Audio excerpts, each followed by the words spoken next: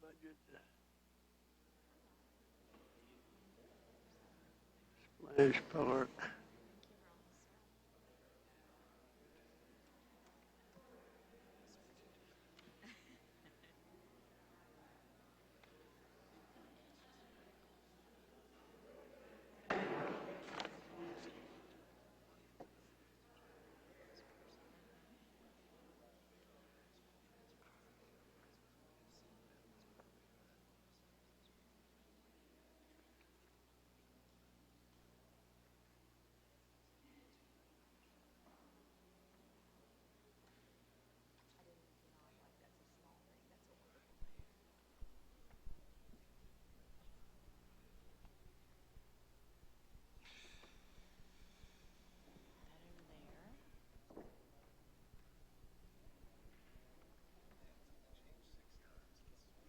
Yeah, taking up a lot of space too. I guess, well, you got the bond thing in there like Roger said. I had already picked up a hard copy of that bond in my financial. Yeah.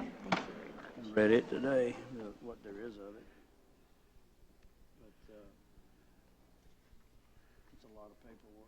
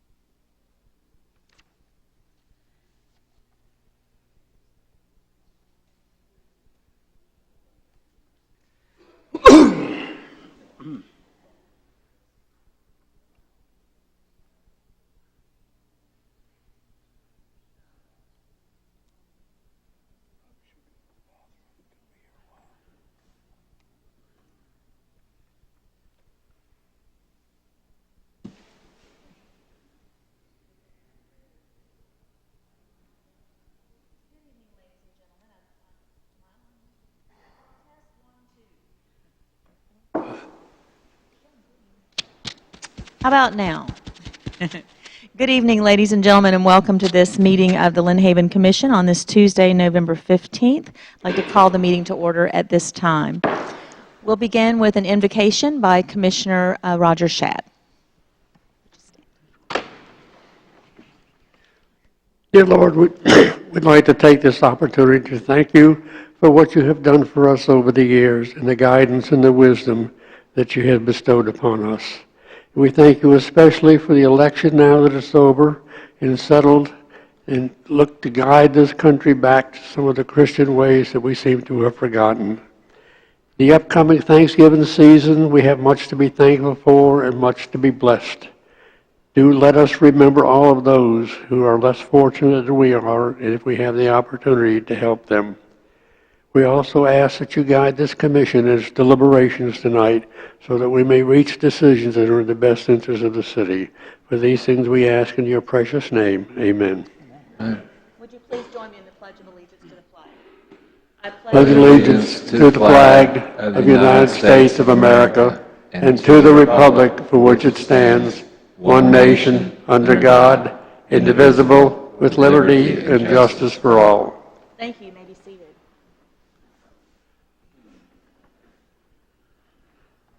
The first item tonight on the agenda, item number 3, is the mayor's report. And just wanted a pretty short report this evening.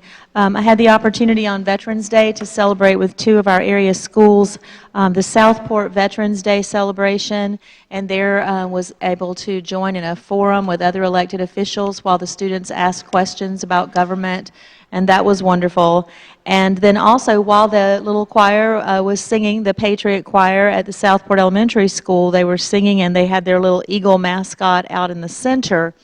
and an eagle flew over the school and landed in a tree nearby, and I was so taken by that. It was pretty interesting. Later in the day, I was able to go to North Bay Haven, where the middle school there hosted a Veterans Day celebration, and it was also a wonderful occasion. This Thursday, November 17th, the Bay County League of Cities representatives will meet here in the chambers to discuss League of Cities opportunities, which will be coming up. So I'm looking forward to that. And that's all of my report. Commissioner Shad? As the mayor said, there was too many things going on during this Veterans Day, prior to and just after, to be able to attend them all. I was asked to speak to the Colonial Dames. That is a society of primarily women, and they are focused on the Revolutionary War. And their meeting was the day before Veterans Day. So they asked me to speak to them on some of the history of the wars this country has been in prior to the present day. I attended several small Veterans Day recognitions, and I had the honor this past Sunday at First Baptist Church. They recognized all of the Korean War veterans. There were 19 of us at the first service, and they gave each one of us a medallion in thanks, and I was most appreciative of that. I was surprised that a lot of my fellow Sunday school classmates, so to speak, there were at least 3 or 4 men in there that were in the Korean War, and I didn't know it. We don't talk about wars that often. Please remember this coming Thanksgiving. Give thanks to your family, your friends. Enjoy yourselves. Take it easy, and just remember God has blessed us in many ways. And no matter how bad our situation is, we still have something to be thankful for. That's all. Thank you, Commissioner Shad, and also for reminding me of your service. Thank you for your service. And also, I think it would be appropriate at this time for any veterans, active duty, or first responders, would you stand and let us recognize you for your service? Thank you.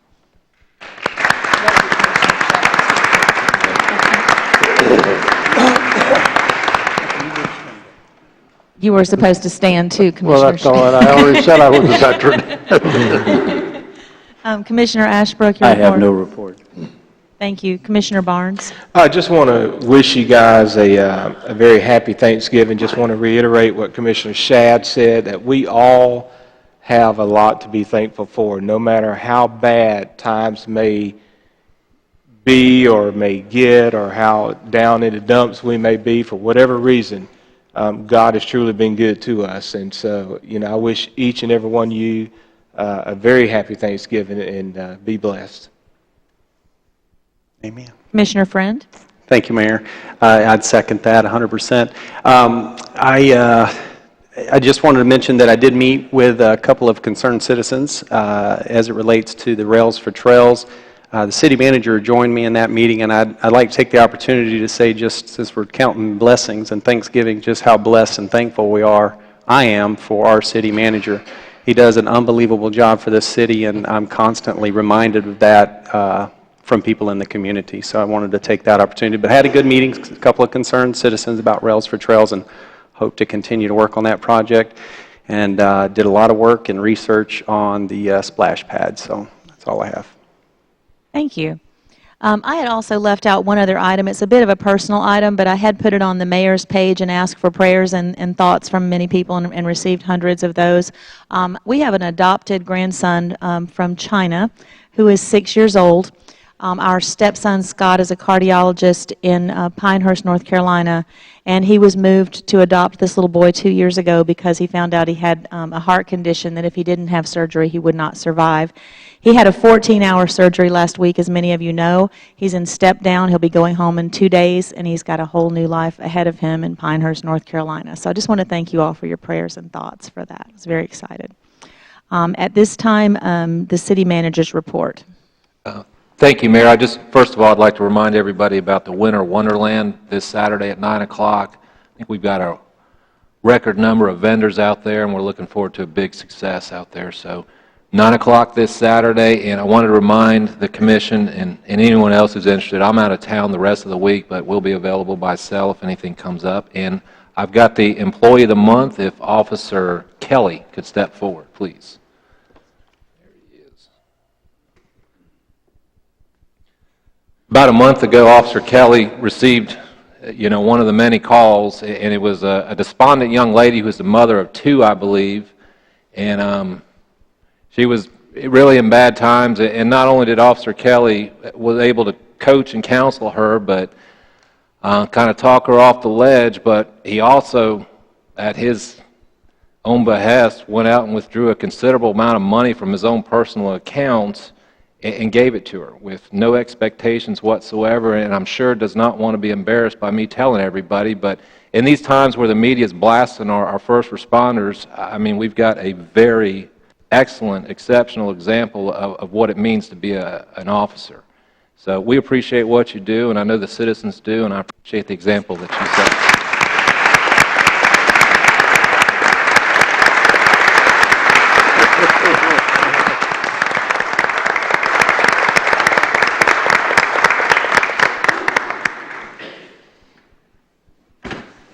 That's all I have, Mayor. Thank you. Thank you. At this time, item number 6, the city attorney's report. No report, Mayor. Thank you.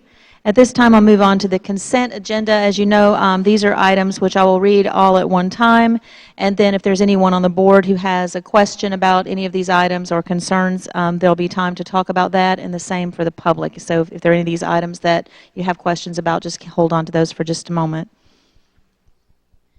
The consent agenda includes item number 7, the minutes from the October 25th regular meeting. Item number 8, the purchase of trailer-mounted vacuum system in the amount of $69,035. Item number 9, approval of a copier lease agreement. Item number 10, approval of task order with Panhandle Engineering for Porter Park construction oversight in the amount of $27,900. Is there a motion to approve? Also move. Second. There's been a motion and a second to approve the consent agenda. Are there any questions or concerns from members of the board on any of these items? There are none. Are there any questions or concerns from the public on any of these items? And there are none. Mr. Schubert, would you please call the roll? Commissioner Shad? Aye. Commissioner Friend? Yes. Commissioner Barnes? Aye. Commissioner Ashbrook? Yes. Mayor Anderson? Yes. So the motion is approved for the consent agenda. The old business for this meeting, item number 11, will be the second and final reading of Ordinance 1024, Vehicles for Hire. If you remember, we read the ordinance for the first time at the October 25th meeting. This ordinance is in relation to pulling our city into sort of a alignment with what the county has for vehicles for hire in the hopes of moving towards Uber and Lyft share riding being allowed in our county. So, Mr. Schubert, would you please read Ordinance 1024? An ordinance of the City of Lynn Haven, Florida, amending Chapter 66 of the Lynn Haven Code of Ordinances related to traffic and motor vehicles, creating a permitting process for the vehicles for hire, defining the terms vehicle for hire, network company, and network vehicle, adopting the Bay County Road Board of County Commissioners permitting process for vehicles for hire with a separate category for network vehicles, providing for enforcement, repealing all ordinances in conflict, and providing for an immediately effective date. Thank you. Is there a motion for approval for the Ordinance 1024, Vehicles for Hire? Mayor, before you Pardon me. ask for a motion, I'm sorry, I just have one small change from the packet that was provided to you, the last packet. And on page number 4, under approved network company, there's an and there under little 3, and that should be an or. It's a tiny little word, but it's a fairly important change. Yeah, so I just, basically makes the driver history check inclusive rather than exclusive, so it accounts for everything in there. And I would request that I have a clean copy for you all to look at and approve, and I would request that whoever makes the motion include that change. Do any members of the board have questions regarding this change as far as the conjunction and to or for the specificity of the meaning of the ordinance? There appear to be none. Are there any comments or questions from the public regarding this resolution? There appear to be none, so Mr. Schubert, would you please call the... You still need a, We need a you need a motion. I move approval. Approval of the motion as stipulated by the attorney. Right. I'll second that. There's been a motion and a second regarding the change in the resolution. Now, is there any other discussion or question from the board? Any from the public? Mr. Schubert, now would you please call the roll? Thank you. Commissioner Shad? Aye. Commissioner Friend? Yes. Commissioner Barnes? Aye. Commissioner Ashbrook? Yes. Mayor Anderson? Yes, and so ordinance 1024, vehicles for hire, is approved. Yes. Item number 12 is the second and final reading of ordinance 1025, right-of-way abandonment, Cameron's Crossing, Phase 2. An ordinance of the City of Lynn Haven, Florida, providing for the vacation and abandonment of a certain 40-foot platted right-of-way as shown on the plat of St. Andrews Bay Development Company subdivision of Section 14, Township 3 South, Range 14 West, Bay County, Florida, which lies within the city limits, repealing all ordinances in conflict and providing for an immediately effective date. Thank you. Is there a motion for acceptance of ordinance 1025? So moved. Second. There's been a motion and a second. Are there any questions or concerns from the board? Any questions or concerns from the public? There appear to be none. Mr. Schubert, would you please call the roll? Commissioner Barnes? Aye. Commissioner Ashbrook? Yes. Commissioner Shad? Aye. Commissioner Friend? Yes. Mayor Anderson? Yes. So ordinance 1025 is approved. Moving to item number 13, this is a public hearing. The time is 6:14.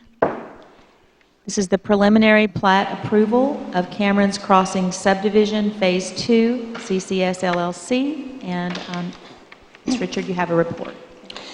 Yes, this is, as you say, preliminary plat approval for a subdivision, the development order for which will be coming to you at the next meeting. This is the plat for 57 single-family units. The project is Cameron's Crossing Subdivision Phase 2. There already is an existing Cameron's Crossing, as you know, which was Phase 1. The applicant is CCS LLC, or Charlie Commander. The agent is Jeffrey Peterman from Panhandle Engineering, but I believe that Chris Forehand is here tonight, so if you have any specific questions, I'm sure Chris will be happy to answer those for you. The location is east of the existing Cameron's Crossing Phase 1. The land use is low-density residential. The size of the parcel that we're talking about, it's actually one parcel and then a smaller parcel which is housing some of the stormwater facility, is 24.5 acres, and as I mentioned earlier, 57 single-family homes. You can see in the red here, this is the larger parcel, and then to the right of that is that weird-shaped little piece that was annexed into the city for the purposes of stormwater facilities. On the left, where you can see those little rectangular shapes, that's Dragonfly Lane, and that's the existing Cameron Crossing Phase 1. This is the aerial here. So that little red area, and again to the west, that bigger parcel to the west is where the development will be. And this was the plat, the proposed, the preliminary plat, which was in your packet. The right-of-way abandonment that was just read, that ordinance, once that is filed, once that right-of-way abandonment is filed, then a survey will be able to be put together which shows that abandonment for this property, and that is needed in the development order packet, which is why the development order has to wait, but the plat can come before you now. Thank you. Thank you. Are there questions or comments from the board regarding the staff? Is the engineer on this project here? I've got a question.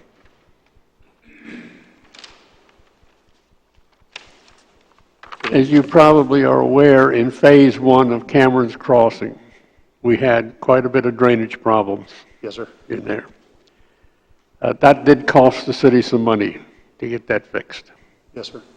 I'm not blaming the engineer because the problem really was Earth Sciences that did some of the work, was the one that goofed.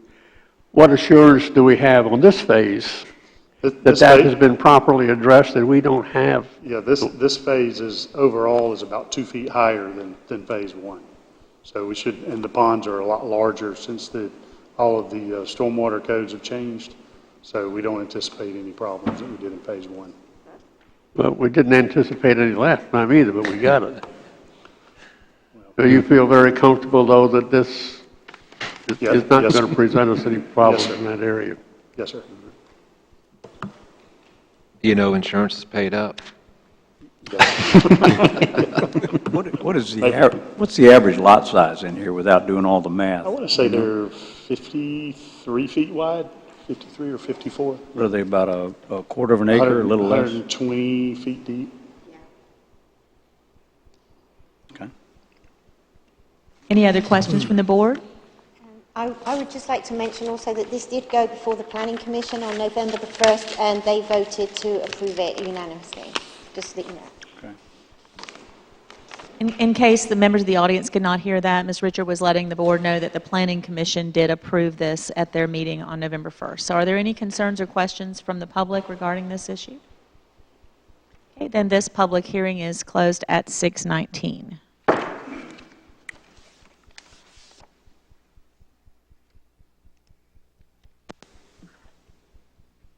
Now we'll move to new business. Item number 14 is discussion and possible action approving the preliminary plat Cameron's Crossing Subdivision Phase 2 CCS LLC. I'll move approval. Second.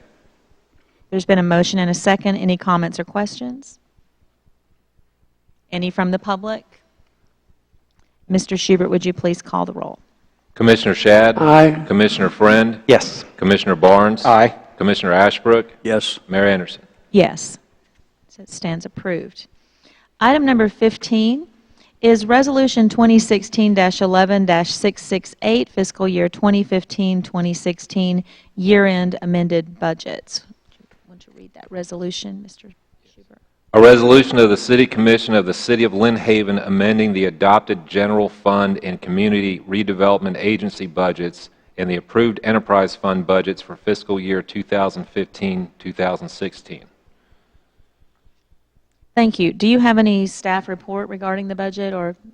I'd just like to, continue to say that, we were charged by the commission to not have transfers between the enterprise and general fund, and this is the second year in a row there was no transfers. In fact, there were minimal transfers even within the enterprise fund, which is very common to have transfers within it.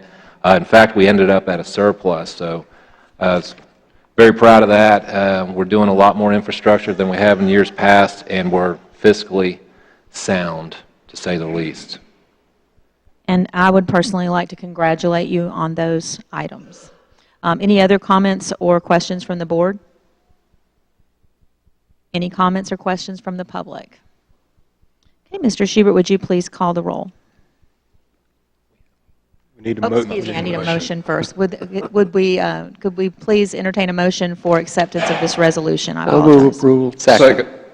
Thank you. Commissioner Shad? Aye. Commissioner Friend? Yes. Commissioner Barnes? Aye. Commissioner Ashbrook? Yes. Mayor Anderson? Thank you. Yes. So this resolution regarding the year-end amended budget is approved.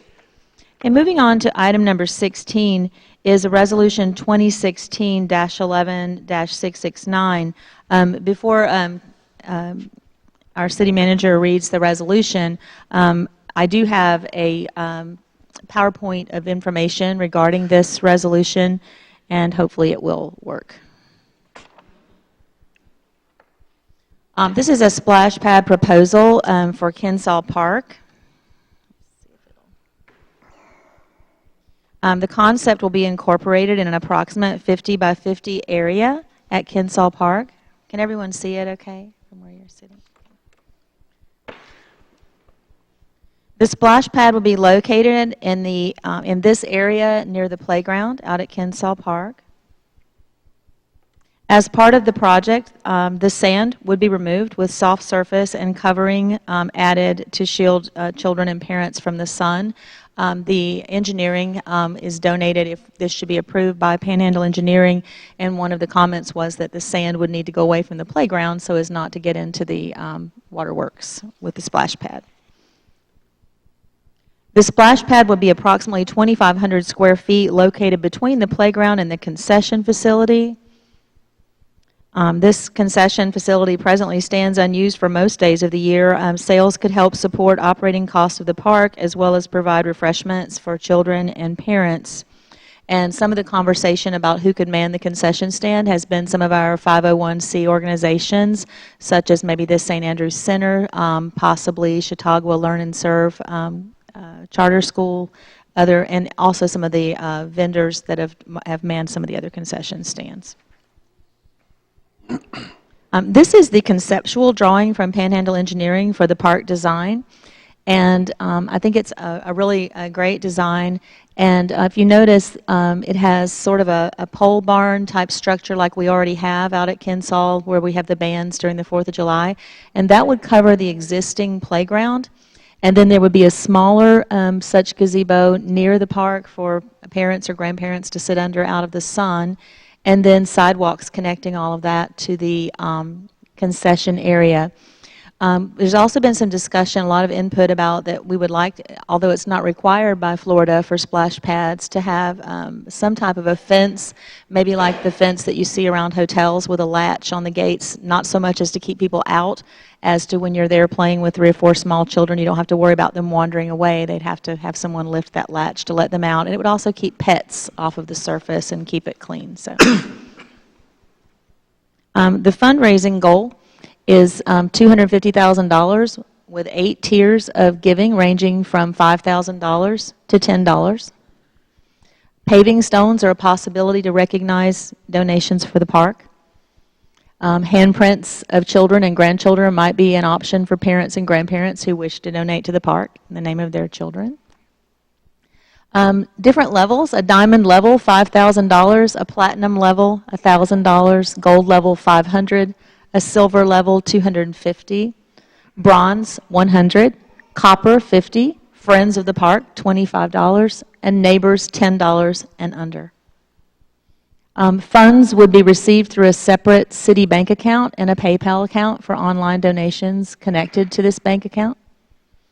The engineering portion of the project, if approved, will be donated by Panhandle Engineering. Thank you very much.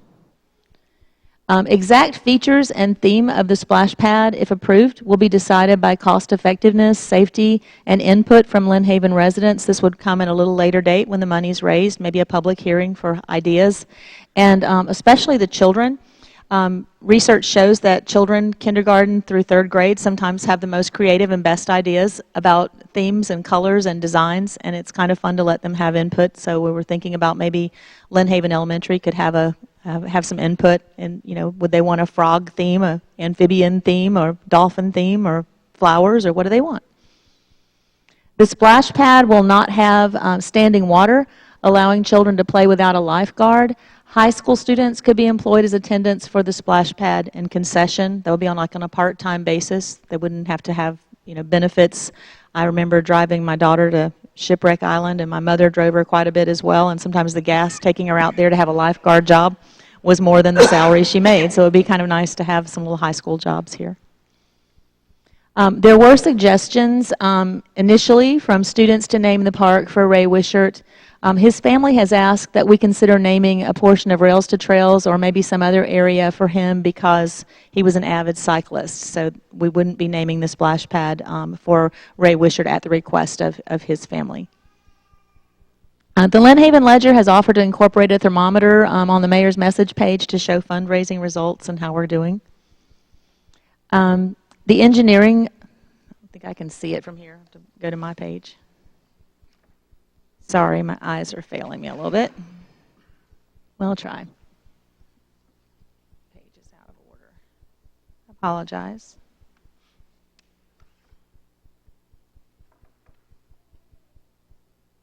And glasses.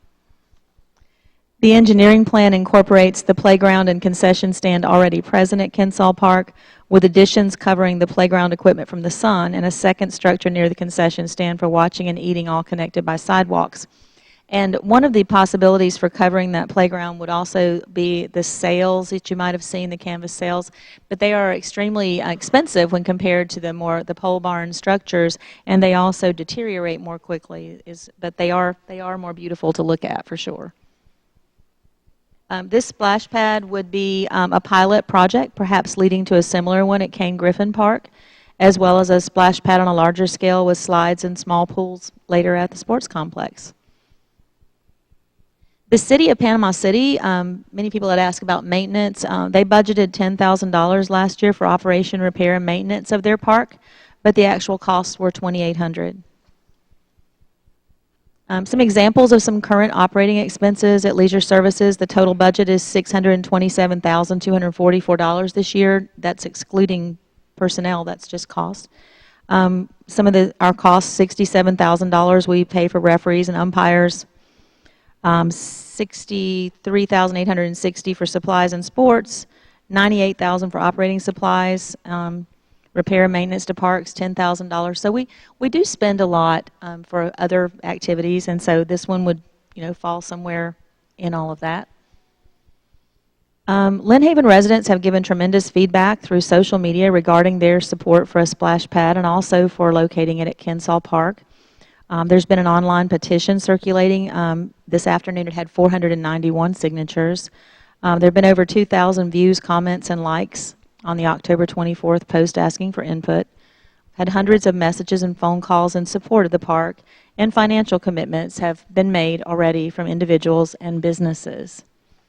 So the little nutshell there.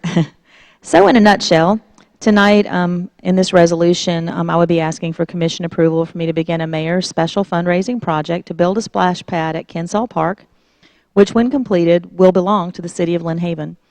Maintenance funding would come from concession stand profits, rental of the facility for parties, and from those impact funds and other funds which are already allocated for parks in our city budget. So that would conclude the information that I have, and I would ask for our city manager to read Resolution 2016-11-669 regarding the splash park, please. Thank you. A resolution of the City of Lynn Haven, Florida, authorizing the opening of a bank account to receive donations to fund the design, construction, operation, and maintenance of a splash park at A.L. Kensaw Park, restricting the use of funds in such account, providing severability, and an immediately effective date. Thank you. Is there a motion for the resolution? I'll so move. Thank you. Is there a second? I'll second it. Thank you. Are there questions and discussion regarding the resolution? I have discussion. Sure. From the board I don't know if first you want and to then go. the public. Sure. Okay. Thank you, Mayor. I think everyone knows that I'm obviously very much in favor of a splash pad. I think it's going to be a valuable asset to our city. My concern is, and continues to be, utilization. So I worked very hard to overcome that. And so I met with the city engineer, met with the city manager, met from several residents, got some emails from residents, some phone calls. Most important thing that I received is from my wife, which I consider my helpmate in every aspect of my life. And she reminded me that as a stay-at-home mom, she used to seek out anywhere possible to go to do something different. So that helped a lot in my decision. But in the presentation, you mentioned the fence. I just have some things that I'd like to go over that I received back from the meetings that I had. One is the fence, safety and dogs. The second is an employee. I know you mentioned a high school or something, but I think it's imperative that we have an employee to be out there and man it for a couple of different reasons. I think the main reason that I heard was simply for residents feeling more comfortable being out there if they see an employee out there. We also received, as you all know, we received a study from the city manager that had several different cities, and every one of those cities had an employee that was attending. The second thing is, not the same thing, but one of the other things is, again, I'm very concerned. I'm still concerned about utilization. So I think exposure and getting the word out there. So I would like to see some type of marketing dollars, some type of advertising. It doesn't have to be a lot, but some way for us to get the word out there. I talked with city manager about placing a sign on 77. I know that he's looked into that and possibly received some good input on being able to put us a sign out there that so we can say Kensall Park this way. Routinely, most 95% of the people that I spoke with, when I asked them about putting the splash pad at Kensall Park, every one of 95% of them, I should say, said, "Where's Kensall Park?" So, and then I would follow that up with fireworks. Oh yeah. And then I don't think anyone that I spoke with was against putting it down there, but I just think we have to advertise it and really get the exposure out there. So I'd like for you to consider maybe some marketing dollars in there. Not a lot. And then we talked about a little bit, I think in the workshop, a small fee. Most of the other parks that we received from the study do charge a small fee, either $1 or $3. And also, if we were to rent the pad out, I think that would be additional revenue for us. So I think you could block some time and rent it out. My overall concern is utilization and the location of it. So in talking to the city manager and city engineer, and coming to the figure of similar, and I did visit the folks in Panama City, a budget between $10,000 to $15,000 is what it's going to cost the residents of Lynn Haven to operate the splash pad. It's not a large number in comparison to the other parks, and I appreciate you putting your PowerPoint together with those numbers. It's really a small amount, but where it really helped me was passing the half-cent sales tax in the last election. That's going to be additional revenue that we have not had available to us before as a city. So, because some of the pushback that I got was, I'd rather you pave my road than build a splash pad. So I think now that we'll have that additional new revenue coming in, I can better justify the maintenance of the splash pad with the concern of the underutilization that I had. So I think that is about it. Sorry. I did speak with the city engineer, and I think he helped me with this area. I did receive some comments on it being in a flood zone. I'm concerned about as the resident was, I was concerned about the filters, and the city engineer said that we can build those up off the ground, so if that area does get flooded, the pad will probably survive, but the filters wouldn't if they were in the water, so maybe we can just build those up 3 or 4 feet, put those on platforms. So that's all I have as far as discussion. I don't know if you agree or disagree with any of those, or if that's something that we can move toward. Well, I would suspect that if we approve the resolution and we go into the fundraising, as far as publicity goes, I think you will see a vast amount of publicity as the thermometer goes up, and when you reach your goal, there's going to be a whole lot more publicity. I can't say I was that warm on the location at Kensall Park to begin with, but you have to start someplace. I've been an advocate for trying to get more things on the west side of 77 for people.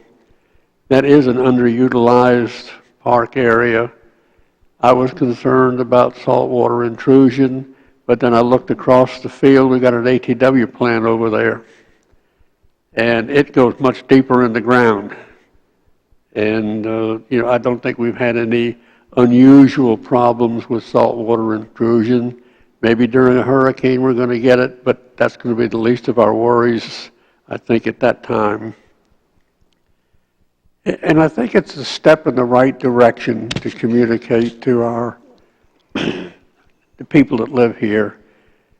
We want to provide something for all age groups in the family.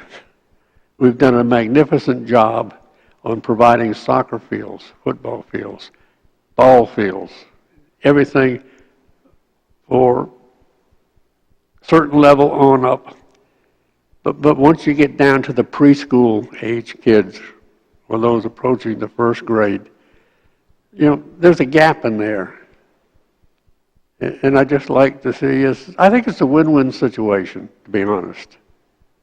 And I think it's unique in the fact that we have somebody that is willing to raise the money to do it.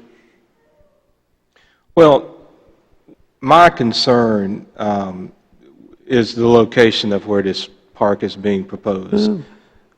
And I've got some points that I want to bring out about it. First of all, where it's located is definitely susceptible to flooding. I know it's been mentioned that the reduction of the life of the equipment would be 20% due to the salt erosion. And if many of you are familiar with Kensaw Park, you'll know that for years that has been simply a ballpark. The city never put anything that had to be replaced at a high value down at that park. It was basically all baseball fields and things of that nature. So if something was to happen, if it was to flood, it would be pretty simple to bring it back. I think by putting this splash park down there may not be as simple, because we'll find ourselves back at the drawing board as to where we are right now. And I don't think we want to go back and rehash this all over again. So I'm not real keen on having this splash park down at Kensaw Park. The other thing, as I just mentioned, was the flooding aspect. Due to the elevation of Kensaw Park, it is susceptible to flooding, and that's something that we really need to take into consideration. We also talked about staff being on site. I know it's mentioned in the PowerPoint that it could be staffed by high school students. I'm not too comfortable with that. I think our own folks need to be responsible for that. I also think that if this park was located at the sports complex, that it would be a little bit more secure. We could be locked up at night and hopefully reduce vandalism to the park itself. It would benefit parents who have kids of different ages with older ones in sporting leagues, while the toddlers could use the splash park, because all of the activities in Lynn Haven pretty much is at the sports complex.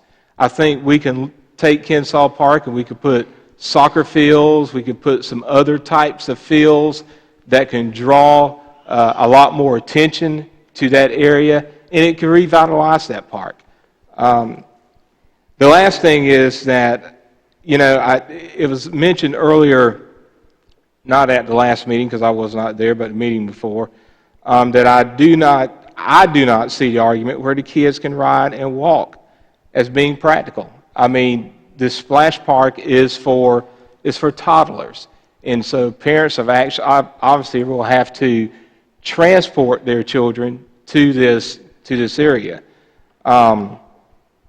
The kids that typically use this type of splash park are toddlers, which would not be going along anyway. So, I don't think it's so much as to we're against the the splash park, as it is the location.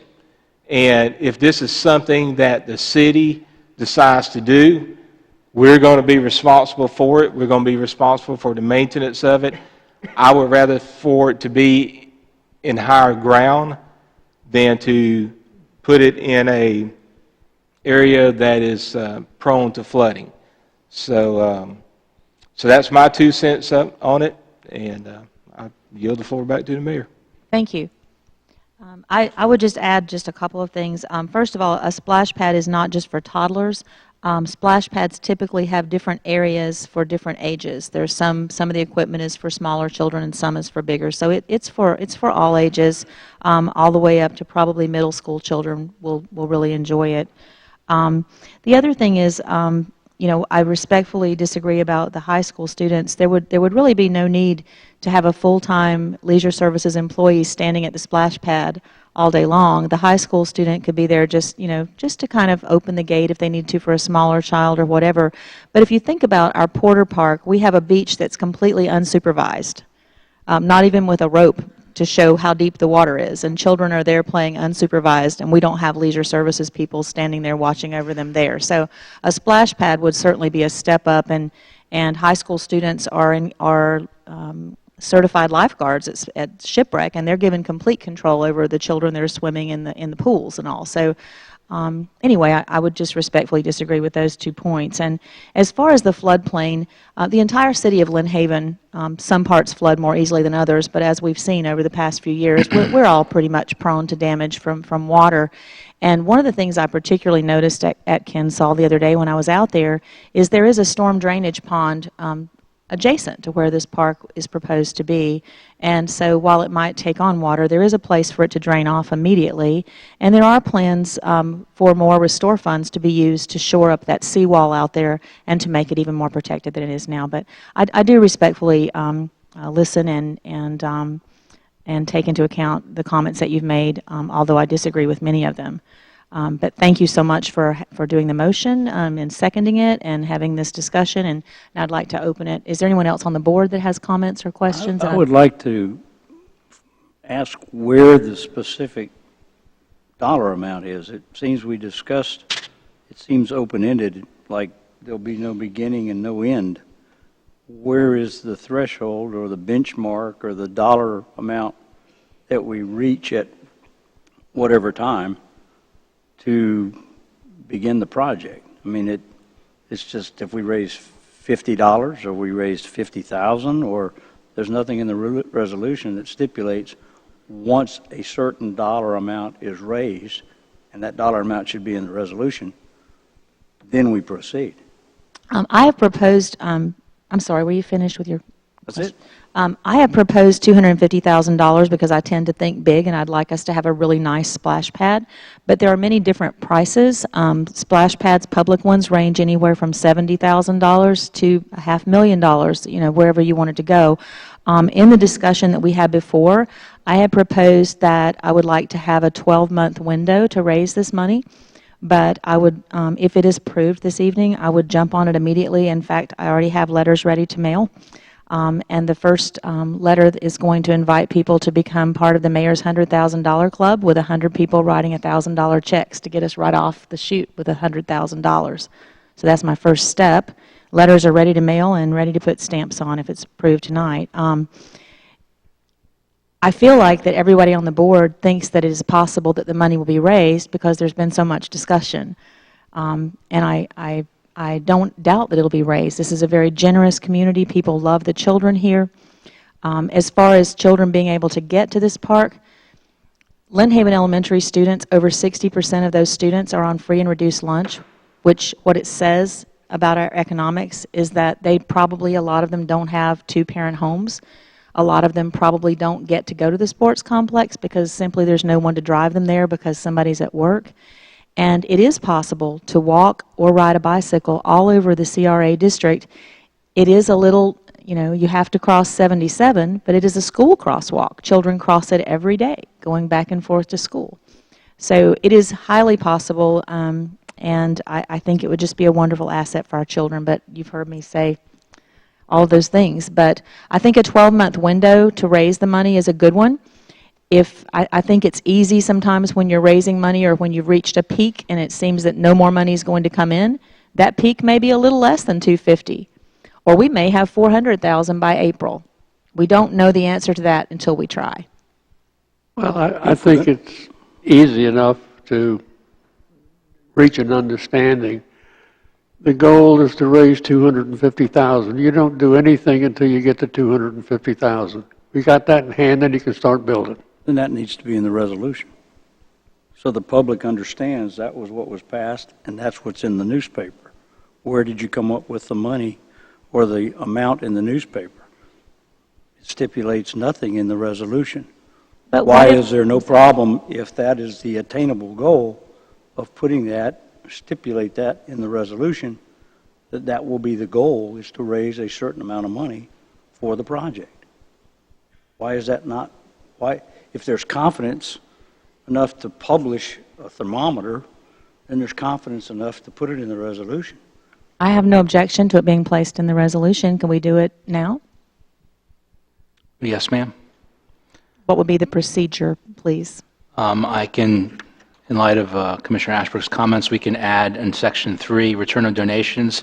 If for any reason the city does not construct a splash park, or does not construct a splash park, comma, or raise at least $250,000, comma, funds on deposits in the splash park account shall be returned, et cetera, et cetera, et cetera. So just add that one clause about raise at least $250,000 in Section 3.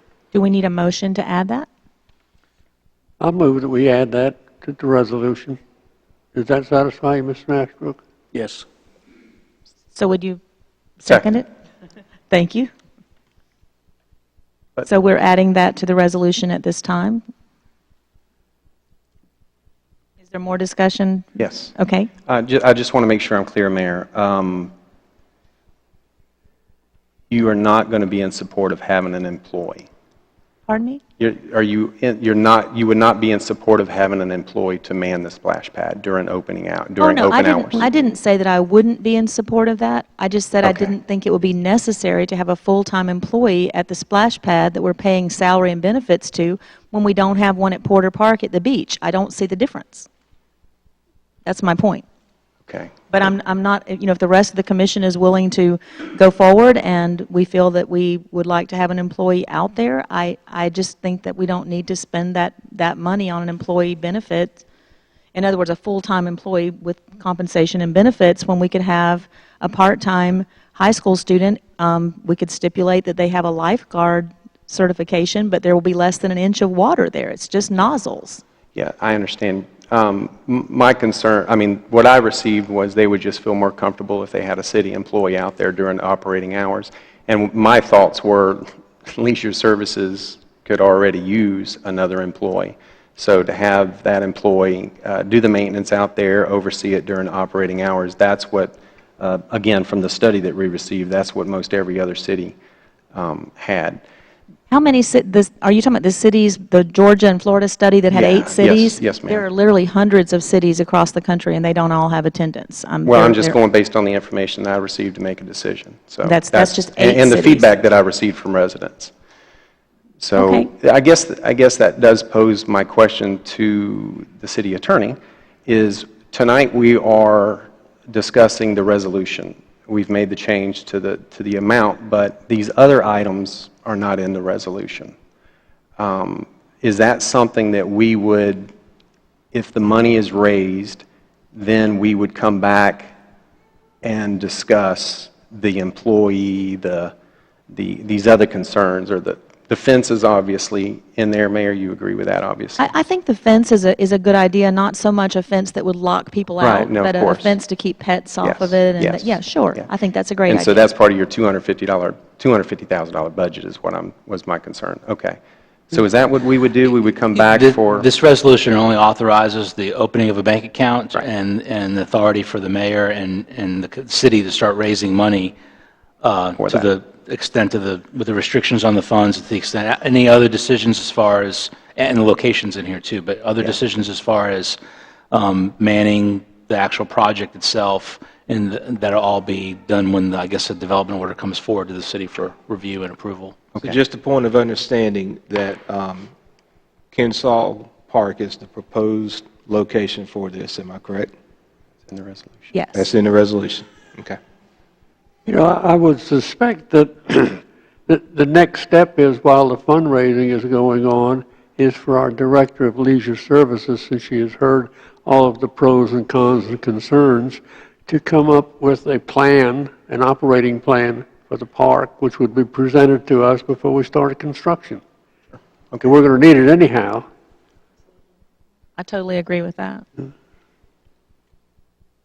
Is it, basically, as I understand it, as Commissioner Barnes has mentioned, this is an AL Kensaw Park or nothing? There won't be any opportunity, or I'll probably address this to the attorney, to examine the feasibility of another location at such time as we approve the park. Kensaw Park is where it will go, I'm sure, because you're going to incorporate that in the fundraising. Is that accurate? That is accurate, and not meaning to sound obstinate or not collegial or willing to, to budge from that, but I just felt like, since it was my idea, and I'm the one willing to do the work to raise the money, I just felt like that I should have say-so about where it should be. And after looking at Lynn Haven and what children don't have in old Lynn Haven, they don't have any place to play. They don't have anything that's good. I mean, even the playground equipment across the street at Sheffield Park is dangerous. The pirate ship that's just been added to Porter Park is overrun with children every day because it's so cute, it's so new, it's accessible, it's ADA accessible, and it just shows that one little spot what children need. So I'm not trying to be obstinate or disagreeable, but if I'm going to get out and spend the hours raising the money, yes, I want it to be at Kensaw Park. So.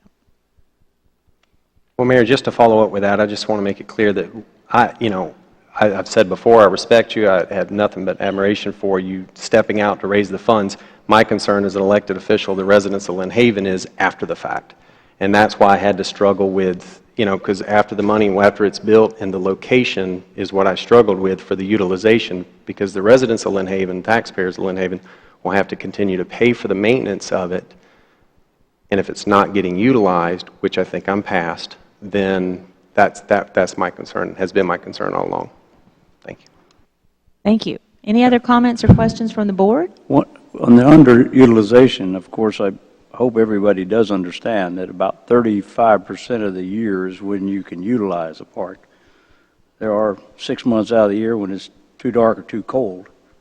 So you factor that in school time. So we are discussing a project that for basically 65% of the year will just sit. So we need to give that some consideration as well. The other is the demand of the location, and I understand the reasoning, but I also understand it began as a promise and now is before the board as a demand. And so I'm just trying to get through that. I want everybody to understand. I don't think I understood that statement. It began as a promise and now as a demand, if I could have clarification. As you said at the last meeting, you had promised to do this, but it has demands associated with it, i.e., it must go here. So I'm just trying to let that settle, because we are a government of consensus. And I feel that I've done due diligence in talking with people in Lynn Haven. I know that most people on the board are not great big fans of social media, but there have been hundreds and thousands of responses. I've put it out there. I've asked for people's opinions and responses, and respectfully, I've heard you say, Commissioner Friend has spoken to different people. I mean, I would like to know, numbers. Was it dozens of people you spoke to? Was it hundreds of people? Because I've been communicating with not only hundreds, but thousands of people via social media. And they've signed a petition with Lynn Haven addresses, and not only signed their name, but wrote comments. So I feel there's great support for this, and I want to have a collegial relationship on this board, and I certainly don't mean to offend anyone on this board. But with that said, which one of you has volunteered in the past to step forward and raise $250,000 to build a park for children in all the years you've been on the board? So why are you so negative about this, is my question. I would. The reason I'm so negative about it is, again, once this project passes, should it pass, whatever the case may be, that it's going to be 10 years down the road, 5-10 years down the road, where the city's going to be responsible for the maintenance, everything that's associated once we adopt this project. And should something happen where we have to spend more money, where we had the opportunity to not put it in such an area that's prone to flood, where we can put it in a higher location, then that's what I'm looking at. I'm looking at the responsibility as a commissioner to look down the road to make sure that when we purchase something, that we can have it just as long as we possibly can. And the other thing is the fact that you keep saying that it's the kids in the CRA area. Well, what about the kids on the east side of Lynn Haven? That's the CRA area. East side of Lynn Haven. That's the CRA area. Ken Okay. Griffin Park is the CRA Okay, area. well, then, again, I can't, I'll openly, if you probably hadn't figured it out, I will not support this resolution because we're not looking at other areas where we need to think about long range in keeping this splash park as away from any kind of destruction as possible. Well, that doesn't surprise me at all. Well, Are there any other comments on the board? About you either. I'll so. have one closing comment. It would simply be to those who, for lack of a better word, come before us very routinely and admonish us for attempting to raise, say, water and sewer rates by $1 or $1.50, and yet they have, because they are on fixed income or retired, and yet to commit to an unknown dollar in taxes that might be forthcoming in the future. I just want them to consider that when the next time they decide to come before us and say that everything is too high because they're on a fixed income or are retired. Understand there will be, at some point in the future, tax dollars expended on this park. What they will be, when they will be, and how much they will be is subject to speculation, but it will occur. There will be tax dollars spent on ballparks if we expand and add more new ballparks too. That is I mean, correct. anytime we build additions to our parks for any reasons, you could truthfully say sooner or later, we're spending taxpayers' money. But, I still say we've got a segment of the population out there. Splash parks are something relatively new in this country. Huh? A lot of cities have them now. And, I'm willing to do what we can to get one started. We can monitor and see what happens. If by chance you have to close it down, anything that's above ground can be dismantled and used elsewhere. So it's not going to be a total loss. I concur with your statement that we do have other things for parks and recreations. I simply was making an observation that individuals who come before us frequently with that complaint need to understand when we add something to our expenses, then they need to give that consideration as well. It's not just pick and choose.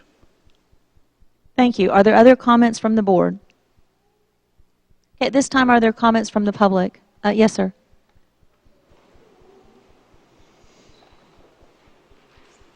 If you can't see it, there is a clock behind you on the wall, and we do ask that you keep your comments to 3 minutes or less. I'm not going to be rude and cut you off, but if I start, I can see the clock and you can't. Okay, thank you. Chris Callahan, 1101 Rhode Island. I am retired. I am on a fixed income. This does not concern me in the least bit because I know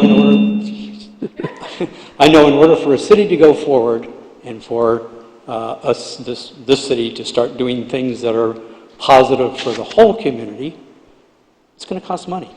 We all know that. It's not a freebie. My concern with your concern and your concern is that the sports complex is a disaster to get in and out of.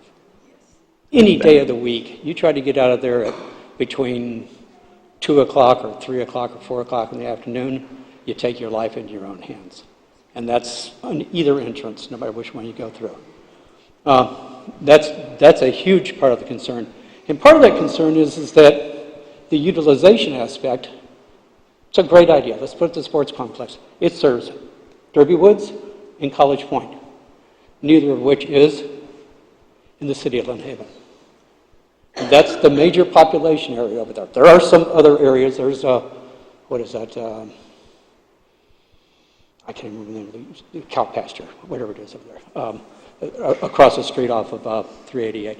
There are population areas over there. But the majority of the population in Lynn Haven is right over here. You know, this is where the most of the people live. This is where a lot of the kids are.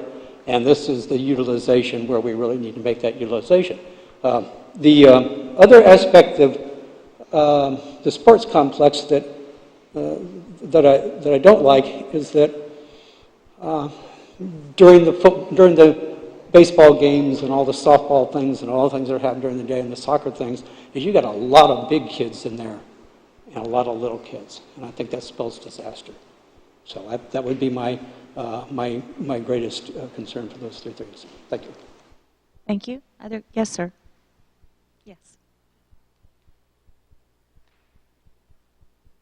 John Hinkie, 515 Missouri Avenue. I think it's a wonderful idea, and I've been thinking that the reason nobody knows where Kensall Park is is because there's nothing there. It's a vacant lot. Well, it's got some playground equipment, a little gazebo. Excuse me. You're concerned about the equipment. I quit the state a couple of years ago, and I worked for a while as a swimming pool maintenance guy. Now, if you're going to have a pole barn there, that's fine. Do the pole barn. Don't do those sail things. They fall apart and they cost a fortune. Put up a pole barn. Devote a corner of the pole barn to a mechanical room. That's where you have your pump, your sand filter. My neighbor's house, my neighbor was here for Hurricane Opal. He got flooded out. He had 4 feet of water, so 4 feet. Worst flood we ever had in Lynn Haven, I gather. Put the floor of the mechanical room 6 feet, okay? Everything below the floor is PVC. Fresh water, salt water, not going to bother it. The only thing you got, salt water will destroy your pumps. Put the pumps above the... I mean, how tall is the pole barn going to be? 15 feet? You got a lot of space there to play with. Put that floor up there. Have that secure mechanical room. You got to have a mechanical room for all your equipment anyway. It can't be just sitting out in the sun. And if you build it right, maintenance isn't going to amount to a hill of beans. It really isn't. If it's put together right, and from the pictures, it looks like these companies know what they're doing. As far as maintaining the water, I don't think you have any more maintenance issue than a backyard swimming pool. As far as your filtering, and you use a sand filter. Once a week, somebody goes out there and rinses and back flushes the filter. And I suppose you could have additional pumps to squirt water on the kids. And the way the funding is being raised, I think it's excellent. If you're going to build it and then stick a surcharge on our water bill for the next 50 years, I'd be up here dead set against it. But we got a voluntary action going on here. If you don't want to pay for it, don't pay for it. Don't participate in it. And I was just recalling today, I was a little kid, very little. My parents were involved in a similar activity. Only they raised money and built a hospital for our town. That's how they used to do it back in the day. But I think it's a great idea, and it's a perfect location for it. And 5th Street already has sidewalks all the way down 5th Street now. You've only got one stop sign on 5th. It won't create a traffic problem where it's located. I just don't see it. And perhaps you can consider, if you're going to have an attendant there full-time, perhaps have a small user fee. Growing up in Arizona, we had public swimming pools, and we all went and Mom gave us a quarter. We rode our bikes to the pool, and we gave it to the people. And that paid for the maintenance. It was actually a profitable operation for the city. There's a lot of ideas you can throw around. Thank you. Okay, thank you. Thank you very much. Anyone else? If you would refrain from applause, we have to keep order. Thank you. My name is Emily Thomasy. I live at 1103 Iowa Avenue. I was here at the last meeting, and I was very disappointed when this did not pass because my 2-year-old daughter would love it. I actually started the online petition because I really wanted everyone to see the support that the Lynn Haven residents have for this. I just checked, and we actually have 497 signatures. And in speaking to everyone who has signed this to date, it's not 497 signatures representing one person for each signature. It's 497 families. It's mothers who are signing for their children. It's grandparents who are raising their children. So I think that really speaks volumes to the support behind this when you look at it as 497 families, not just people. In talking to these people, most of them are saying that they're stay-at-home moms or they're part of homeschooling groups. So I think that there would also be utilization during the day. You know, while everyone else is at school or work, there are going to be people who go out and use this. I actually had people send me emails saying that they did aerial photography and they wanted to go out and volunteer their services so we can see the site before and after and really help market it. There were also people who were asking about not just signing but donating for the cause once we have the fundraising approval to start. So there's a ton of support, a ton of people that really want to see this, and I know that we're still trying to figure out the logistics of it, and I appreciate the research and the due diligence. That's your job, and it's great that you're doing that because that's why you're all here. But please find a way to make this work. We would love to see it. We are really passionate about it, and most people seem to be in approval of having some sort of fee, an annual pass. Just, you know, the kids can keep it if they need to take it with them. We don't think this needs to be free. We're not just asking and asking. We're willing to give back, and we're willing to pay our part to use this because there is a maintenance issue and an insurance issue, and we have to consider all those things. We have to be realistic. So I think that if you can approve this and let us get the funds to do this, we can find a way to make it work as a city and a community, not just putting the logistics of it back on you. I think that having a fee and having the regulations behind it, I think we can really make this work. And I hope that you really consider it because I think it would be a great thing for our community. Thank you. If you would refrain from applause, please. Is there anyone else who would like to speak? Yes, ma'am.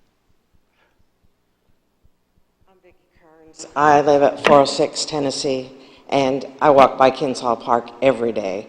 I think if I've been here before for not so positive an item, and the city has done a lot to improve that part of the town in the past year and a half, a tremendous amount. And 11 years ago, our house flooded. It is in a flood zone. There's flood insurance. We built a new house. And there are some very nice homes over there, and I think if you discredit that area saying it's a flood zone, the city shouldn't spend any money over there, we shouldn't put something for the community over there, what's that saying to the homeowners? We shouldn't build over there, we shouldn't promote that area as a good place to live. I raised a child, we've been here 15 years, and my daughter started here in 2nd grade. She's now married, and her wedding was at Kinsall Park. The rec department was tremendous. It was extremely affordable. We had about 150 people there. Even the people who came to set up the chairs, who set up for the wedding, were like, wow, where'd this come from? I agree, it hasn't been advertised, but it is a jewel that the city of Lynn Haven has. And we played ball up at the sports park. It is a nightmare to get in and out of there. Traffic was horrible. When my daughter was in middle school, she brought before the former mayor a proposal for a swimming pool in Lynn Haven at that very location before the renovations were done. It was a civics project that she worked when she was in 6th grade. I ended up driving her to Frank Brown Park for 8 years of competitive swimming because there was no place locally for her to swim. We built our new house after the flood. We put a pool in. But I don't see this as a negative thing at all. I see it as a very positive thing for that part of town. Thank you. Thank you. Are there other comments or questions from the public? Yes, sir.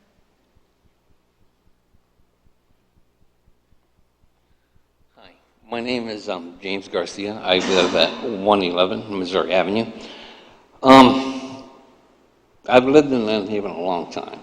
I was here during the flood that the lady was talking about.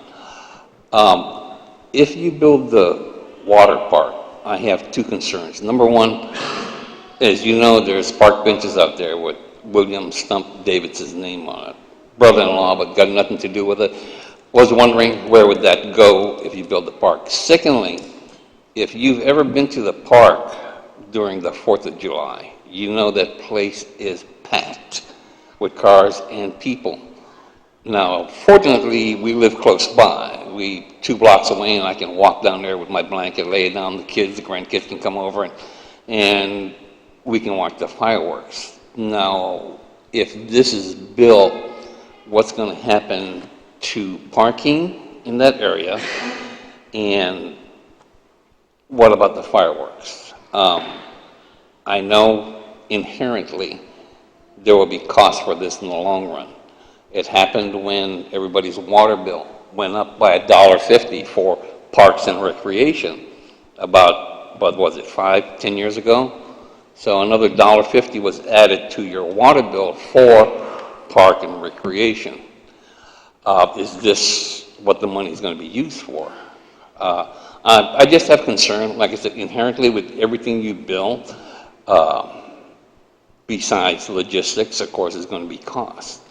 Now, are we going to discharge the people of Lynn Haven who use Lynn Haven water and tack it onto the utility bill? You know, we'll tack on another 50 cents. It don't sound like much if you go one-on-one, but, you know, I guess that would be the even way of charging everybody, you know, just like the gas tax. Now, we up the price of gas by 2 cents and everybody pays. But this doesn't apply to Lynn Haven. This is just for the residents of Lynn Haven.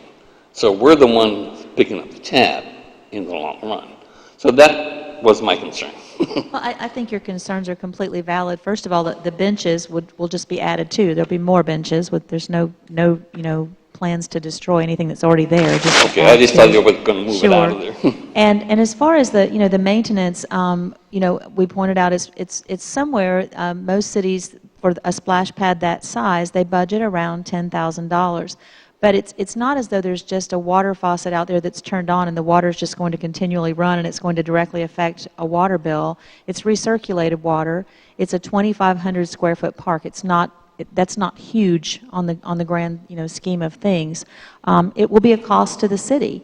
My hope, and they say hope is probably a bad word to use, but my hope, and based on research, looking at other cities, I am fairly confident that we will be able to pay those maintenance costs out of renting that facility for birthday parties. And even, the nominal fee has been suggested that the children pay. I'm hoping that the concession stand and that donations from businesses who are willing to support it in the beginning will make it possible that the children don't have to pay at all. Because one of the things that bothers me even now at the festivals is like when we have the water slides and the different activities, I see the little kids that stand there that don't have the money to do it. I'd like to see the city have something that all the kids can do on an equal basis, whether they have money or not. So can I promise that it's not going to, have to come out of our leisure services budget? But when you think in the grand scheme of things that this park, at the most, probably $10,000 a year, but not every year. It will be the year where maybe repairs or something, parts have to be replaced. Panama City's bill last year was $2,800. So in the grand scheme of things, we have almost a $700,000 budget at leisure services right now, and that's a pretty small piece of that, if you look at it in that way. So I hope that might allay some concerns, but I appreciate your comments. Okay, thank you. Sure. Are there other? Yeah. Oh, sorry. Yeah, you didn't address the fireworks that's going to happen? Oh, yeah. The fireworks, I can't see any reason why they would be affected. It would just give a place for kids, another place for them to play while they're waiting, to stay cool. No, what I'm saying is that where you propose the site to be, where are you going to, that's where we normally sit, we brought our blankets. The site is between where the playground equipment is now, where the children already play during the fireworks, and the concession stand. It would be right there between that area. It wouldn't be anywhere near where the fireworks themselves are being, they're done from a barge out in the bay. Yeah. Did that answer the question? I'm sorry. It does. Okay. Thank you. Anyone else? Yes, sir, in the back.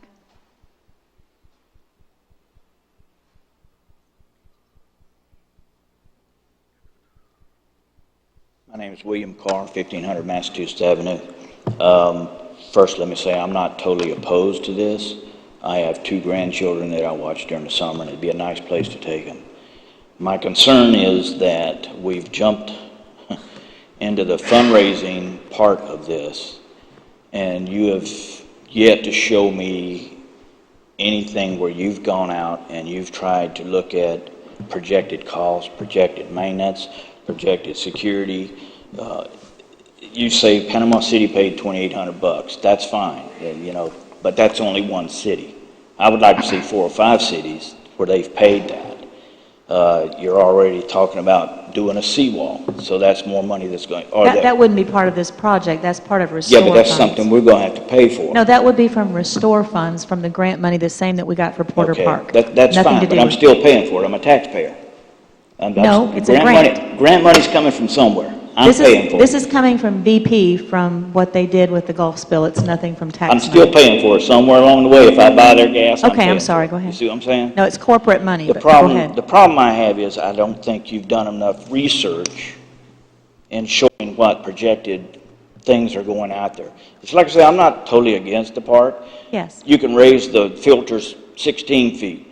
That's not going to do you any good. If you get a strong enough storm surge in there, it's going to take them out. Who's paying for it? We're paying for it. And I'm looking at projected costs down the road to the taxpayers of Lynn Haven, which I am of one. Sure. And I just don't think you've done enough homework. You've jumped on the fundraising part, but you haven't done enough homework to show me, okay, this is what we think it may cost. Now, I know you're not going to be able to narrow it down to the penny. You can't project that. There's unforeseen things, and it may come in less, may come in more. But still, I would like to see that before we even start fundraising. Because if you fundraise and then we decide not to do it, then you got to give the money back. And you know, if these guys that are going to contribute want to pay for the maintenance and upkeep, I have no problem with it. But I just don't think you've done enough homework as far as the other side of it, the maintenance side, where it's located. And one of your main arguments was that 60% of the kids at Lynn Haven are poor kids.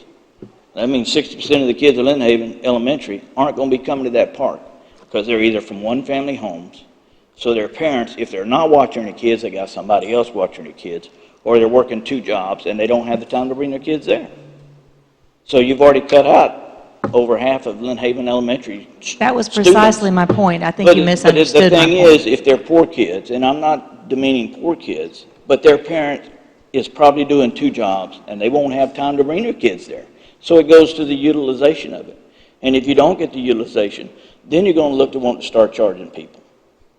And I just don't think enough preparation has gone into the other side of it, other than the fundraising, to lay out a plan or lay out some kind of program to us, the taxpayers, what you think the projected cost might be down the road. Because once it's built, and once the money's spent from the fundraisers, we're stuck with it. I certainly And appreciate your I comments. don't mind paying my fair share for something for the kids, but I want a plan or something that shows me what it might cost me down the road. Certainly appreciate your comments, sir. Thank you. Are there other comments or questions?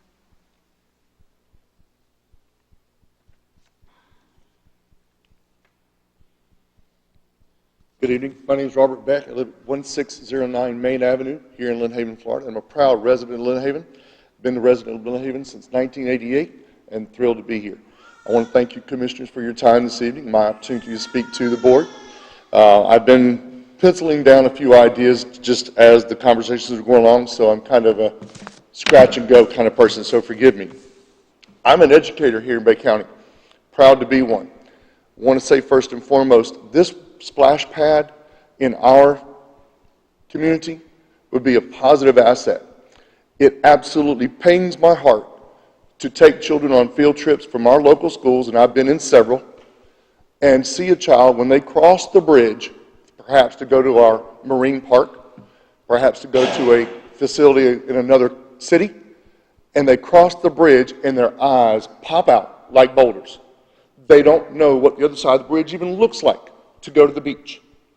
They've never experienced that water opportunity. And for them to go to the splash pad and to have a safe facility such as this is a win-win situation. In my opinion, this board is not thinking synergize right now, and we need to learn to synergize. You speak of the engineering issues and concerns about the flood level. This gentleman has a tremendous education as an engineer. he can build that pad to a level to where a common water level is not going to be a concern. If we have such a storm surge that it's going to compromise a pump that's 5 to 10 feet above level, we need to get out of Dodge anyway. We shouldn't be here. And to go back and repair it later, if that part's compromised, there's going to be many, many more things compromised as well. Something for us to consider and take into consideration. We speak of the accessibility and the usage of the park throughout the course of the year and saying 65% of the time it won't be used. Won't be used over at Executive Park either for 65% of the time. But I beg to differ. We in Bay County utilize water pretty much from March till virtually November. There are still people out there enjoying the water at 70+ degree temperature. They'll enjoy that park as well. Through the daytime, we have sunshine. It gets cold in the evenings.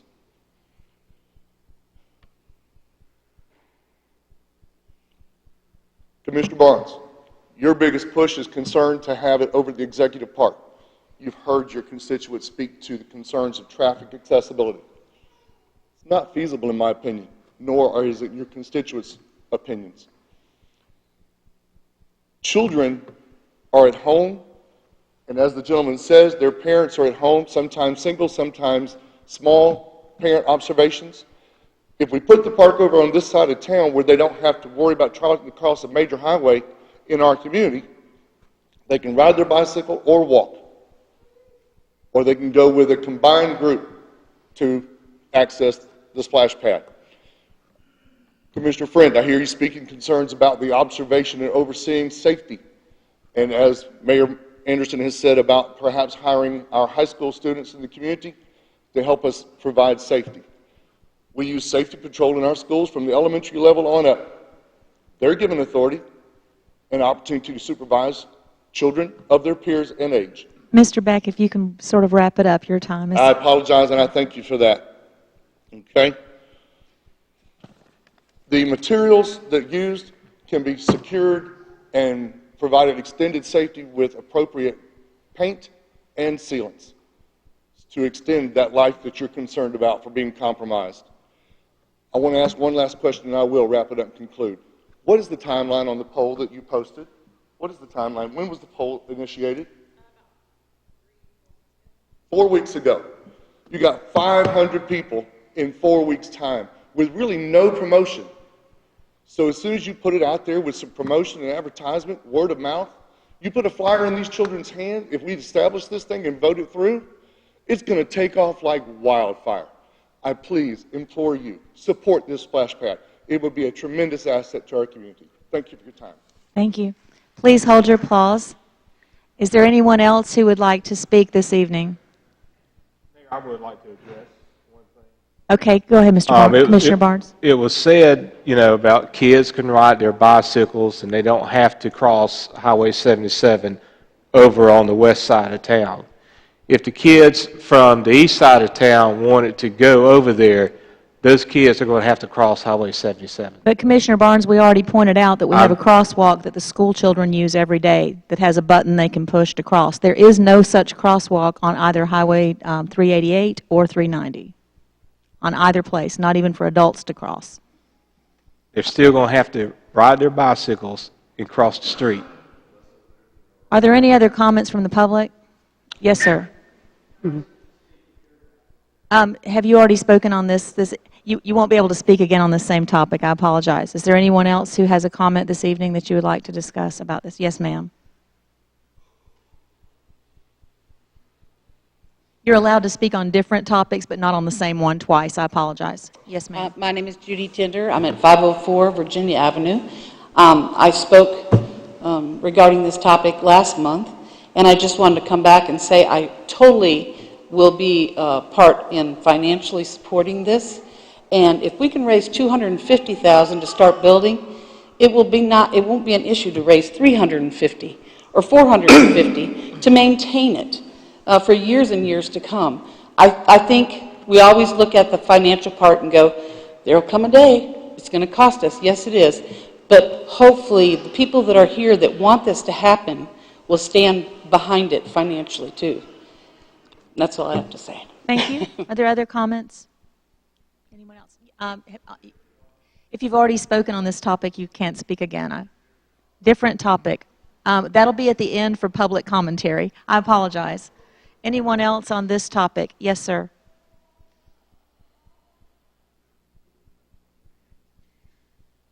Leon Miller, 1508 Mississippi Avenue. I've had the experience of being a recreation director. I had the experience of working with little kids all the way. I had the experience of working with kids in high school, junior high school, and college. And some of the excuses we hear, we're pushing the kids away. We're pushing them away. Mr. Barnes, Pat Miller was 3 and 4 years old.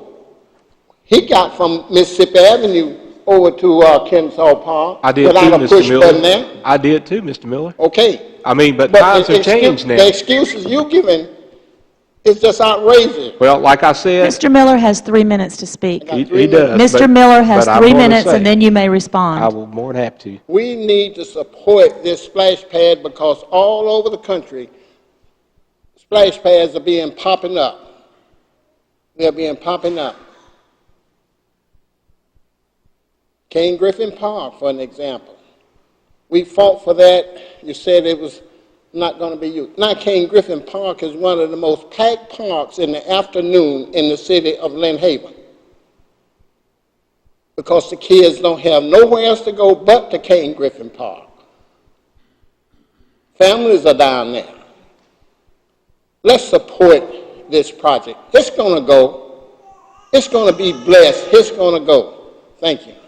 Thank you. Mr. Barnes, did you want to respond to Mr. Yeah, I do. Miller? It's not a matter that I don't support this park. I don't support the location of where the park is being proposed. That's all I've got to say. Thank you. Is there anyone else who would like to speak? Yes, ma'am.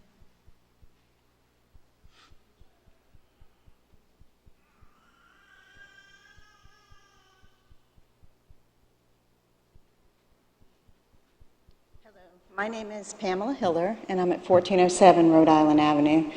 Mine will be very brief. I got stationed here in '04, retired. My sons were teenagers when we got here. There was nothing for them on, as you say, this side. My son, my youngest one, also had to volunteer, or was paid. He didn't volunteer at Shipwreck. So teenagers are responsible enough to supervise or be an attendant out there. I have 5 grandchildren, and I would gladly take them to the splash pad, probably every day, because I had them every day this last summer. So I, as a citizen of Lynn Haven, urge you to please get behind this project. Thank you. Thank you.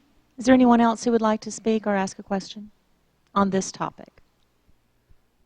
Okay, thank you very much. Are there any other comments or questions from the board?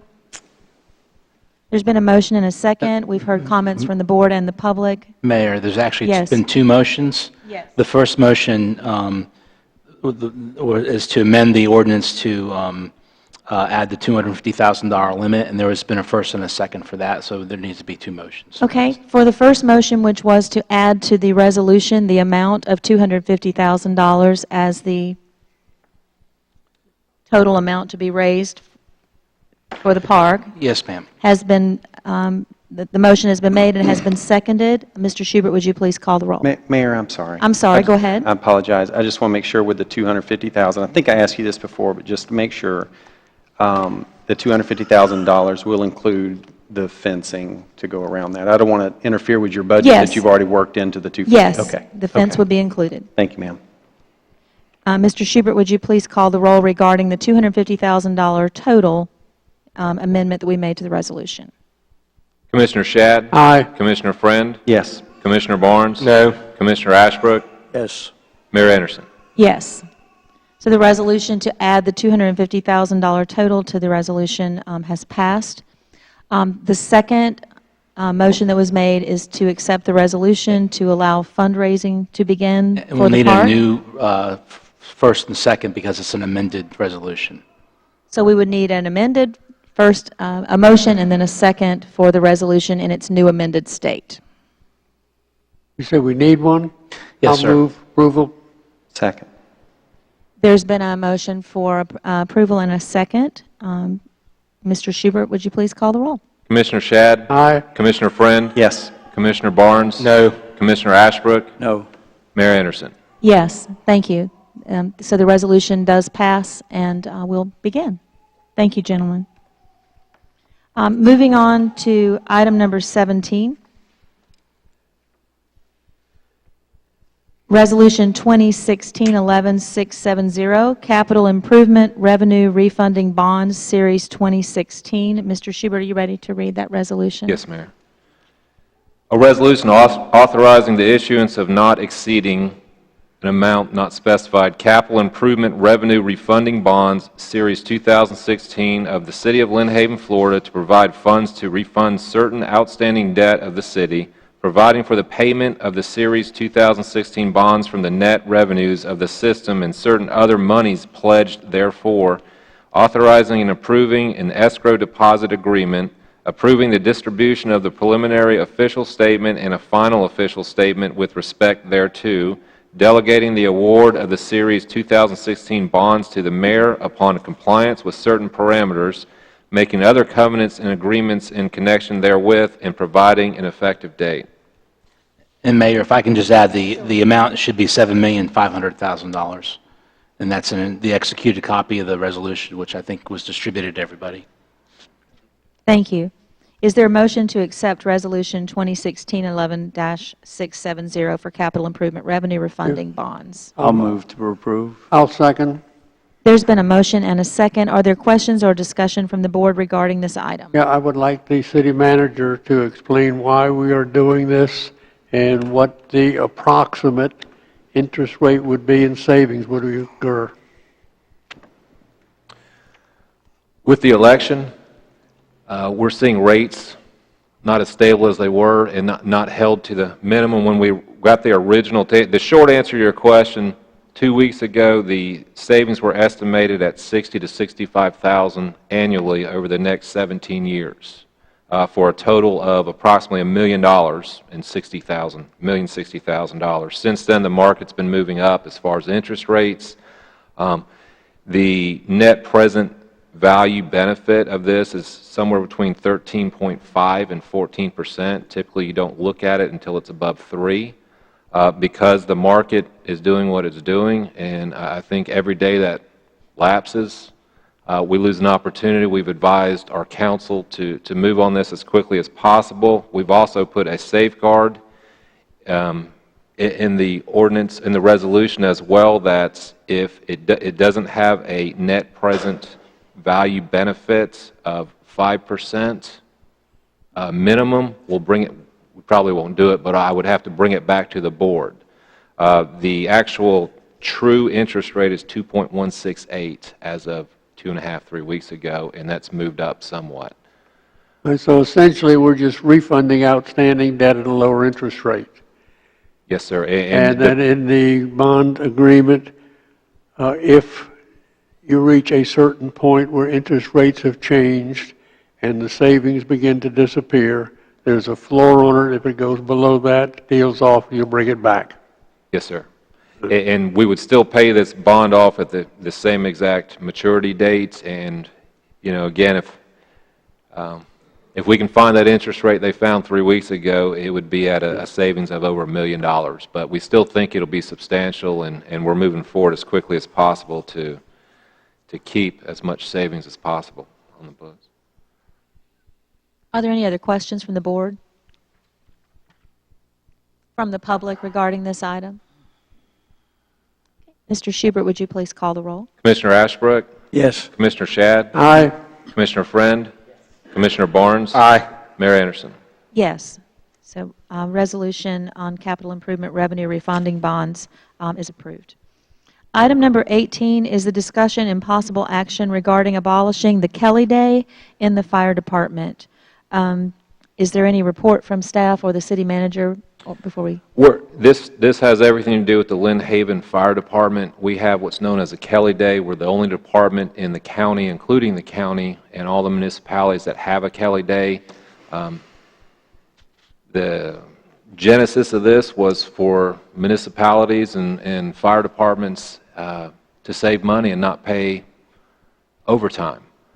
I've gotten some information. My plan was to put this in effect for 17-18. I do believe we need to eliminate this Kelly Day. In the interim, I've talked with staff directly. I've also gotten more information back on our salary study, and I believe we should move forward on this now. It has a fiscal impact. It's estimated at approximately $155,000 a year. Since we're 2 months into this fiscal year, it'd be something closer to $130,000 this year, but it would be a recurring $150,000 a year. The benefits would be that I think we're going to have a much higher retention rate, and we'd have some cost avoidance as far as the hiring process. We'd have much higher safety as far as having more seasoned employees. And this would also allow that nice new rescue truck that we put in the budget a year ago for that to be in use pretty much the majority of the time, whereas now it's hit or miss depending on our staffing levels. So, I think this would put us on par with salary with the other agencies. I don't think we'd be rated as much as we were. We've got a lot of pride in our first responders, whether it's the PD or the fire department. I think this is something we need to do, and I thought enough of it that we need to do it now instead of waiting another 10 months. I take it this has been discussed with the fire department staff, and they are in agreement? At length, yes, sir.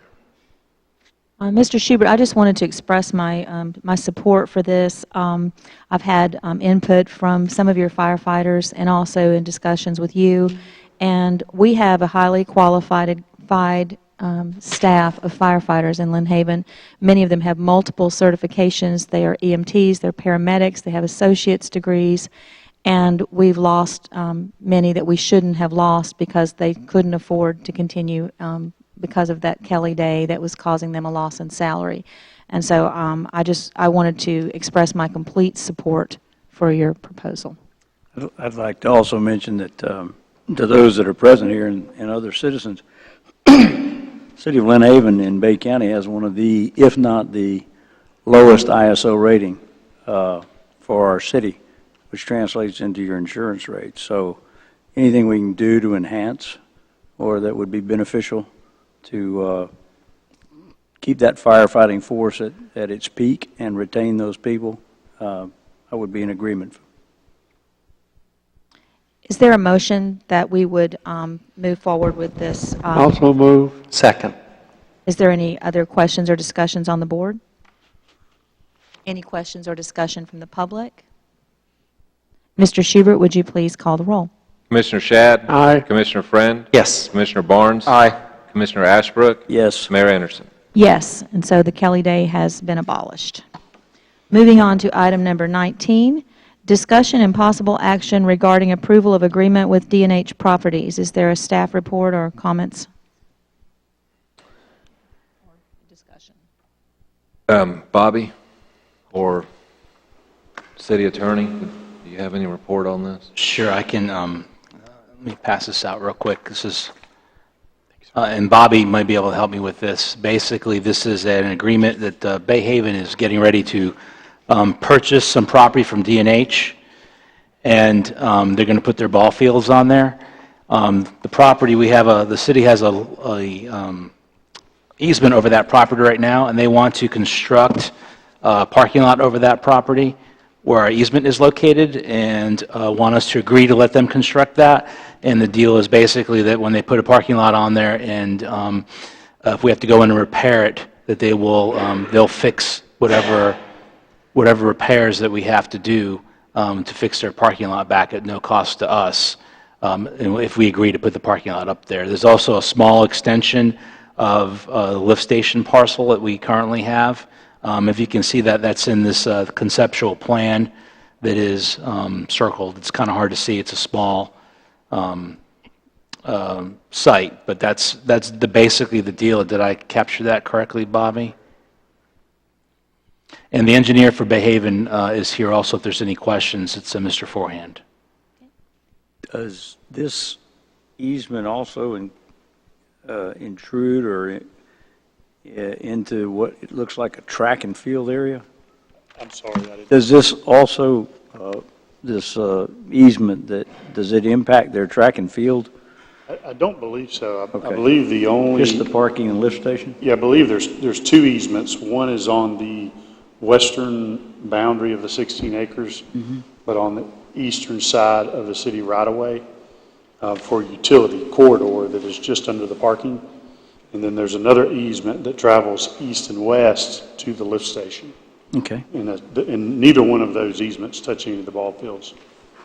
I think what you may be looking at, Mr. Ashbrook, is the stormwater area. That Yeah. area looks Excuse like a me, the track. stormwater pond on the north. Are there other questions for Mr. Forehand? They're not going to put a splash pad out there by any chance, are they? I don't think so. Right? We don't need any competition. Just ask. They wanted an Olympic pool out there originally. So they had plans for a pool, but they canceled that. So. Is there a motion for approval? So moved. Is there a second? Second. There's been a motion and a second. Are there any other questions or comments from the board? Any questions or comments from the public? Okay, Mr. Schubert, would you please call the roll? Commissioner Ashbrook? Yes. Commissioner Shad? Aye. Commissioner Friend? Yes. Commissioner Barnes? Aye. Mayor Anderson? Yes, so the motion is approved. And then the final item is item number 20, which is for public commentary. If there's any topic that you would like to discuss or bring before the board, this would be the time. Please keep in mind the 3-minute time limit. Mrs. Tennell? I will not cut anyone off, but I think we need to move the clock so that you can see it instead of me, and that way I won't feel so evil. I'm Libby Tennell at 505 Virginia Avenue here in Lynn Haven, and I want to thank you for all the work you've done on the splash pond. You really have worked hard. I know how hard it is to get money because Arlene and I are out every week trying to get money for our library we're restoring here in Lynn Haven. And I would like to invite everybody after the Christmas parade, come by the library. We're going to have shortbread cookies and lemonade, and we'll tell you everything we've done and what we're planning on doing. And we are also a 501, and we would love to give y'all a tax write-off this year. So please contact us. Thank you. So, and congratulations to the Heritage Society for all the work that you've done on the library, the restoration, and that sounds like a great offer on Christmas Day, and I don't mind competing with you for fundraising. Leon Miller again, 1508 Mississippi Avenue. I'd just like to ask the city manager a couple of questions. Did we get in touch with the peoples about the stop up there at the new pizza place about the trolley stopping right in front of that? Yes, we did. Okay, thank you. And the other one is that a few years back, I think the city commission agreed to put some lights on the back end of the poles out there at Kane Griffin Park for the young men to play football at night. And I noticed now at night there's a group of young men out there playing football, and it's real dark now. And I believe they said they could stick a couple of lights on the back side of those poles so they'll have some light there. I can look into that. You know, that's new to me. On your first issue, though, I just talked to DOT today. They called me back yesterday, and today we're looking at both the turn lane, the sign, that CRA sign, and then also the stop you're talking about. Okay. But I can look into the lights. You know, right there by the pavilion, that's in that open area where they play. I wasn't aware. You know, a year ago I was aware that we needed some work, and we rented one of the lift trucks, and we repaired all of them. I wasn't aware that there were some out there, or, you know, you were promised more that weren't delivered. But. Okay, thank you. Thank you. Anyone else? Yes, sir. John Hinkey, 515 Missouri Avenue. I just want to say I moved here about 7 years ago. And since leaving home when I was young, I've lived all over. I couldn't even count off how many addresses I've had, and not counting the time I spent living in a car. I feel like this is home, and now I feel like I like it here. I just want to tell you that. And since you became mayor, I appreciate that a lot of those uninhabitable nasty old shotgun shacks around my neighborhood have disappeared, and they're being replaced with nice, new, attractive homes, even vacant lots that look like they were homes to snakes and possums and who knows what. And it's great improvements going on here. I won't touch on the old subject, but that would also be a great improvement too. Thank you. I'm glad you feel like it's home. We're glad to have you. Mr. Callahan.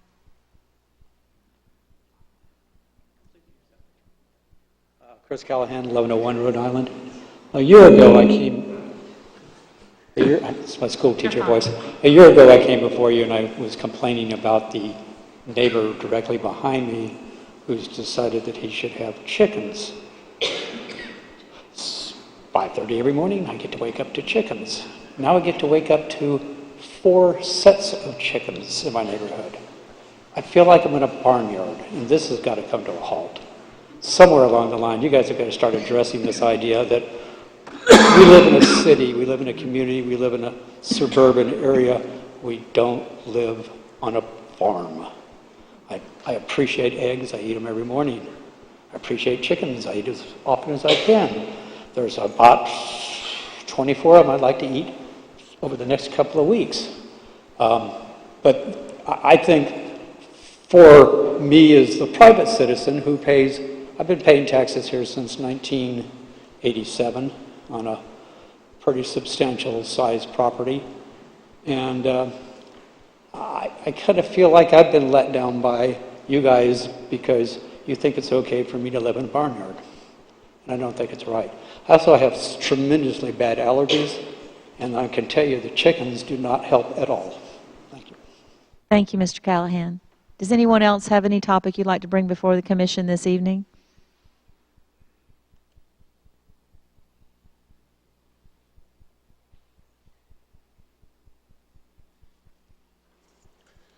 Mayor Ensign, I want to tell you how flattered and appreciative I am for you and your service to this community, because after our most recent severe storm, I can say I saw that lady out on the streets, rubbing elbows with neighbors, talking to the severity of the drainage problems, and she was out there with her constituents talking to these people and getting things done. So thank you very much for that.